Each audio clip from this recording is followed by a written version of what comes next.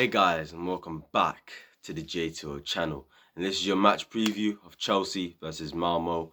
Obviously, like, comment, subscribe. We're going to delve deep into it. I'm going to talk about Christian Pulisic, obviously, and Tuchel talking about him, and once again not being available. Obviously, we're going to do our predicted lineup, score prediction, what I expect from tomorrow's game. And look, I'm going to be honest with you, I don't know much about Malmo.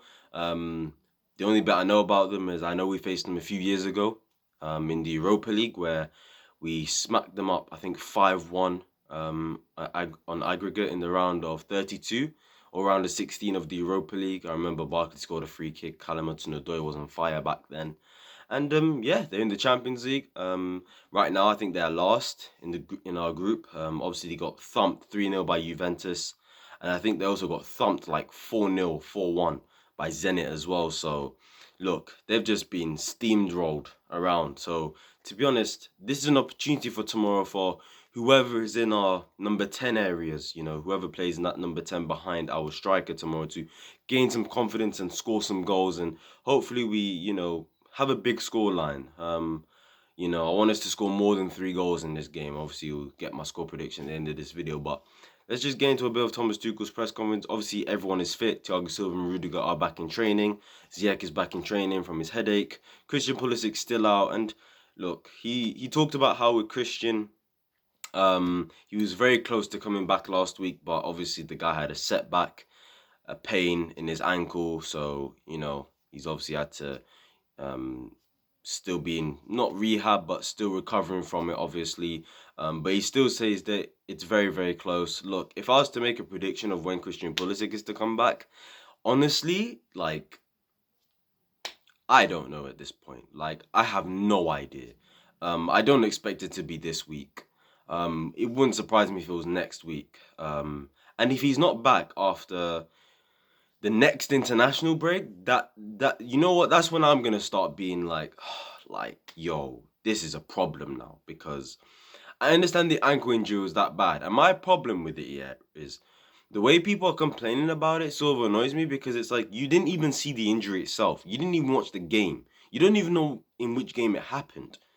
It happened against Honduras. I did watch the game. It was late at night because I was like, you know what? It's football. I may as well watch it. And to be honest, the pitch was dry. The pitch was awful, fam. Awful pitch. And if I'm not wrong, he got the injury through a collision with somebody who went hard on him. I can't even lie. He tried to shake it off. He came back on, but then he made the injury worse, and then he had to come off in that game. So, yeah, if you don't know how he got the injury, that is how he got it. In a very dry pitch, in a qualifier for the USA. So, since then, Tuchel said it was 10 days. To be honest, I didn't believe that based on the injury I saw. And a post came out on Instagram that day as well saying he'd expect him to be out for 2 to 6 weeks around there. So at the moment, it's been, I think, 4 or 5 weeks, I think it's been. So, yeah, we'll see when he comes back, and when he does, hopefully he gets into the team and hopefully proves himself. Obviously, it is a concern, but it is what it is. He also talked about Lukaku, Thomas Tuchel, and said, obviously, look, they asked him about the fact that he's gone 6 games without a goal. And Tuchel thinks it's down to he's mentally tired, he's mentally fatigued. He's played a lot of football for Chelsea. Obviously, he had the season with Inter Milan. Obviously, he played every game at the Euros for Belgium. Obviously, he's played in the Nations League for Belgium as well. Like, the guy has been playing in every game since he's come to the club. The only game where he got a rest since coming to Chelsea was the game against Aston Villa. And he still had to come on in that game because it was 1-1. Do you understand? So, the guy has played a lot of football. So, to be fair to Tuchel, I do see his point of him being mentally fatigued and being tired and stuff like that. But yeah, tomorrow again is another opportunity for him to get a goal and build that confidence back for Lukaku. And hopefully he does get the chances, For me, the reason why he's not been getting the goals is because he's not been getting the chances to get the goals. Like, Brentford's the great example. If you haven't watched my review or my player ratings video for that, go check it out. But I did say, Lukaku was, his runs were getting ignored because he was making good runs, but they were just getting ignored. And players like Timo, Ruben, Cover, Chilwell, they weren't acknowledging the runs he was making. They either played the pass way too late or they didn't play it at all. It's really as simple as that, to be honest with you. The only clear-cut chance he got yesterday was the miss. He skied over the bar and he was offside anyway. So, yeah, that's really it that's really the main talking point on Thomas Tuchel's press conference. I didn't see Reese's yet, so yeah, sorry about that, guys. I bet you did watch it yourself. I will see it after this, but yeah. Now we move on to the predicted lineups. Um, I've seen a lot of people's lineups and I've seen what they've put down, and it's a lot of rotation. And for me, I don't think we can afford to rotate. At the end of the day, we've won one and we've lost one as well, and I want to top this group in it. So I'm trying to see us, play a strong team tomorrow. Yes, maybe rotation here and there can be nice, of course, for certain players, but this is the lineup that I would like to see from tomorrow, and also what I also think Tuchel will put out. It's going to be a mixture of what I want plus what I think Tuchel will do. So, yeah, obviously in goal, Edouard Mendy, after his brilliant performance against Brentford, just let him continue his form. We move on to the back three. Antonio Rudiger's back, so I'd put him straight in. Saar was good against Brentford, but Rudiger's back, so I just put him straight back in. The middle centre back role, Thiago Silva, put him back in as well, for me. And then obviously we've got the right centre back role. Me personally, I know there's been a bit of. I know I've seen people put Reece James there. I've seen people put Aspilicueta, Trevor Chalobah. Me personally, I would like it to be Trevor Chalobah in this game. That's just me personally. Simple being because look, he played well against Brentford as well, and then at right wing back, I play Reece James, so I wouldn't play Aspilicueta at all. Again, the reason why Tuchel didn't play Jorginho and Mason Mount was literally because they played over the international break, the Nations League, and obviously the World Cup qualifiers. It's the same reason I drop Aspilicueta. Well, not drop him, but I'd give him a rest to say so because obviously he played against Brentford. He had to work his socks off from them for 10 minutes of the game because obviously Reece James did come on at some point at right wing back, so he had a lot to do, Aspilicueta, to be fair to him. So for that reason, I think Reece James should get that start. He did do the press conference as well, so I'm pretty sure Reece James is going to start anyway, so that's pretty much a given. Any player that has a press conference, bro, they're like 90% certain they're going to start. So yeah, Reece James at right wing back. At left wing back, Ben Chilwell keeps his place for now. I don't see why not, to be honest with you. Um, when Alonso was in good form, he stayed in the team, didn't he? I remember people like me saying Chilwell should start in the Zenit game to give Alonso a rest, but Alonso still started, so I don't see a reason why Chilwell shouldn't play this game. So and continue his good form. Obviously, he didn't play one game over the international break. As Alonso, he did play 2 games over the international break, obviously the Nations League and stuff like that. So, yeah, Ben Chilwell to continue his form, 3 goals in 3 games for club and country. Hopefully, he continues that good form. Moving on to the double pivot now. This one's been a tough one for me because obviously I'm not going to play Kovacic. I thought his output, his final ball was poor against Brentford, and plus we've got other options anyway. So yeah, first person I'd put in there, Ruben Loftus-Cheek. The guy should continue on his good form. He doesn't deserve to get dropped right now. It's as simple as that. Yeah, the guy's been so good for us. Southampton, his cameo against Man City, his game against Brentford as well, for me, was our second best player behind Mendy. That's just my opinion. He was absolutely fantastic in that game. So yeah, Ruben for me was a certain. Now the other one's a bit tougher.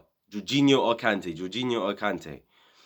Now me personally, I'm going with Jorginho. He got that rest he deserved against Brentford. I think he's now 100% fresh, and I think he's going to start this game alongside Ruben. Wouldn't surprise me if it was Jorginho and Kante. It wouldn't surprise me if we even played a midfield 3 of Jorginho, Kante, and Ruben. Like, a midfield like that wouldn't surprise me at all. Maybe because Tuchel might think, because, maybe the likes of Ziyech, Havertz, not in good form. Maybe doesn't want to play Hudson-odoi there in the front 3 positions too much. Who knows, innit? And plus, midfielders have been on good form anyway. All of them have been, even Kovacic. So, yeah, it wouldn't surprise me if we played a midfield 3 tomorrow, but I feel like we only played that midfield 3 to match up with Brentford. So I think we will go back to the 3-4-3 in my opinion. So, yeah, but don't be surprised. Tuchel could surprise you and end up playing a 3. So, yeah, but me personally, I think it's Jorginho and Ruben for me. Jorginho got that rest deservedly so, and Ruben deserves to keep his place. So, yeah, that's it. We move on to the front 3 now. This is going to be a mixture of what I think Tuchel will do and what I want. Now, the one I want is Hudson-odoi, Mason Mount, Romelu Lukaku. Reason being, Mason Mount, he's fresh now. He got that rest against Brentford. Obviously, played over the international break. You understand? Hudson-odoi, for me, I want him to continue from that good performance at Southampton. I understand why he didn't play against Brentford. Obviously, it was for tactical reasons. It was for the team. And yeah, Tuchel just thought about the 3 points and not individuals getting chances. Because obviously we needed to win that game, seeing as that day Man City and Liverpool got their wins. So yeah. I'd like to see Hudson-odoi tomorrow against Malmo. He has played them before. He has scored against them as well. So for me, I'd play him there. Mason Mount alongside him and Lukaku up top. Like I said, an opportunity for him to get goals and to create chances. And I feel like Hudson-odoi and Mason Mount can be the two best creators for him right now behind. Ziyech, he's one-dimensional, and Kai Havertz can be creative, but somebody who also likes to get into the box and score goals. I feel like Lukaku tomorrow needs two creators behind him. And I've always seen Hudson-odoi more as a creator than sort of a finisher. I don't think his end product is quite great, to be honest with you. It never has been, to be honest. Like, it took him ages to get his first Premier League goal, even. So, like, that should tell you everything. But the guy, in terms of assists, look, he ain't bad at that. The guy's always been, like, I think every season, bar last season, the guy's gotten more assists than goals. So that should really tell you about what type of player Hudson-odoi is. And I feel like Lukaku tomorrow needs two players that are going to think about more of the pass than the shoot. Do you understand? So, like, because more like Havertz would think about shooting than passing. Pulisic would think about shooting before passing. Do you understand? So, yeah, that's just my opinion and what I think should be the lineup for tomorrow. Yeah, but honestly, I think he'll play Havertz and Mount tomorrow alongside Lukaku. Unfortunately, look, I wouldn't mind that, but I just want to see Hudson-odoi get a run, and I feel like this is the best opportunity to get it. Like, when you think about our next couple fixtures, we've got Malmo, but when you look at the Premier League, just look at the Premier League alone for a second, yeah? We're facing three of the worst teams in the league right now. We're facing the bottom three, you know. Norwich, who else is there? Norwich, Newcastle, and Burnley. The only three teams not to have won a game yet this season. So for me, I'm sort of like, there's no excuses not to play Hudson-odoi in these left wing positions. But at the same time, Tuchel could think, okay, this is an opportunity now for Ziyech, a Havertz, a Mount to get back in form and play consistently well and get goals, assists, create chances, do all of that stuff and play well for the team. Do you understand? So look, it's an opportunity for everyone considering the opponent we are facing. So yeah, who knows what lineup Tuchel's going to put out tomorrow. I feel like the only names I might get wrong, I feel like he won't play Hudson-odoi. I feel like he won't play Trevor and play Aspie there instead. So yeah, we'll just see what lineup he puts out for tomorrow. And yeah, last but not least, score prediction. For me, I'm going with a 4-0 Chelsea win, fam. We have to beat these man comfortably tomorrow, and we have to put in a great performance as well from minute 1 to 90. Brentford was very close to doing that. For me, we performed well for 70 minutes. Last 20 minutes was pretty it wasn't bad, but we just let Brentford come onto us, and the pressure was like really on. But from tomorrow, I want to see a comfortable, nice, easy game. Malmo, not really a good side based on what I've seen. Lost 3-0 to Juventus, like I said. I think they lost 4-0 to Zenit as well. So look, we should be able to score a couple goals tomorrow. And if we can't against Malmo, I'm going to be very concerned about this attack in it. So yeah, hopefully whoever plays there tomorrow impresses the manager and scores goals, gets assists, and hopefully Lukaku gets a goal as well. I'm hoping Lukaku gets a goal. I'm hoping Hudson-odoi gets a goal as well. You understand? So yeah, guys, tell me your score predictions down below. Tell me your lineup predictions down below. Your thoughts on Pulisic and still being out injured. Your thoughts on Lukaku's goal drought. Obviously, he's gone 6 games without a goal. And yeah, guys, I'll see you guys tomorrow when I make my review and my play ratings video. See you lot then. Peace.